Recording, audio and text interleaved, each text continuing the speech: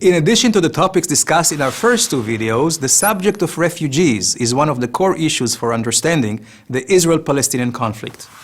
Who are the refugees? Why, more than 60 years later, is this still an issue? Let's look at the facts.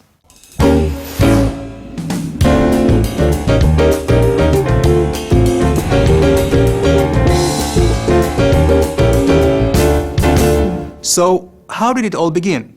In May 1948, the local Arab population was joined by 7 Arab countries in a collective attempt to destroy the newly re-established Jewish state. Encouraged by Arab leaders who promised they would return as victors, and later on, as a result of their failed war efforts, an estimated 500,000 Arabs fled to neighboring Arab territories.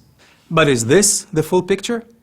I'd like you to take a look at the refugees in these photos. Many people assume they are Arab refugees, fleeing Israel. But in fact, they are innocent Jewish refugees forced out of Arab countries. This map tells the full story. There were far more Jewish refugees than Arab refugees. Over 850,000 Jews from ancient Jewish communities predating Islam and the Arab occupation of the Middle East were forced out of their homes. Jews were stripped of their citizenship in many countries, and their property was confiscated. In contrast, 160,000 Arabs accepted Israel's offer to remain, and today there are more than 1 million Israeli Arab citizens with full equal rights living in Israel. Now, here is a question. Have you heard of any Jewish refugee camps? I didn't think so. The Jewish refugees were immediately welcomed and absorbed by Israel or by other nations. Then why, after more than 60 years, are the Arab Palestinian refugees still not welcomed and absorbed among their own brethren? And how could their numbers have grown from 500,000 to 4.7 million?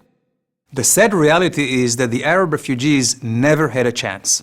Attempts at resettlement were blocked by a variety of discriminatory laws enacted in Arab countries, such as a ban on receiving citizenship, with the exception of Jordan, blocking them from entering many professions, restrictions on owning land, restrictions on movement, and a denial of education and health services.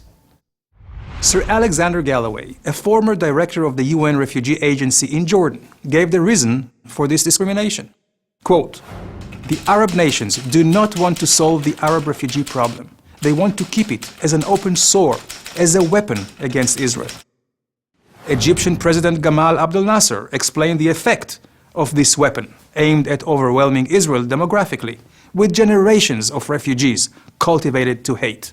Quote, "If the refugees return to Israel, Israel will cease to exist." And what role did the United Nations play?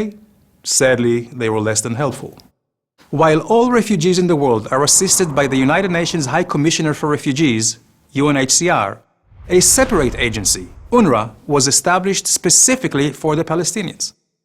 Why can't the Palestinian refugees share an agency with the refugees of Bosnia, Congo, or Darfur, to name a few? The answer is because while the United Nations Central Refugee Agency helps refugees resettle, the United Nations Palestinian Refugee Agency helps perpetuate their status by applying unique criteria. For example, refugees lose their status after receiving citizenship from a recognized country. Palestinian refugees do not. Refugees cannot transmit their status from generation to generation. Palestinian refugees can. Refugees are encouraged to resettle in other countries or integrate in their host countries. UNRWA avoids such policies. The United Nations spends on a single Palestinian refugee almost 3 times more than on a non-Palestinian refugee, and employs over 30 times the staff. The bottom line is, throughout the 20th century, the UN found durable solutions for tens of millions of refugees, while the Palestinian Refugee Agency has found, well, none. Some people may suggest this is hypocrisy. Let me share something personal. My father's family was forced out of Algeria. They and another 600,000 Jews from Arab states resettled in Israel. History has proven that resettlement and integration helped tens of millions of refugees during the 20th century reclaim their lives. However, the Palestinian refugees are trapped between Arab leaders unwilling to accept their brothers and UN agencies who do not apply equal and universal principles to all refugees. Is this just?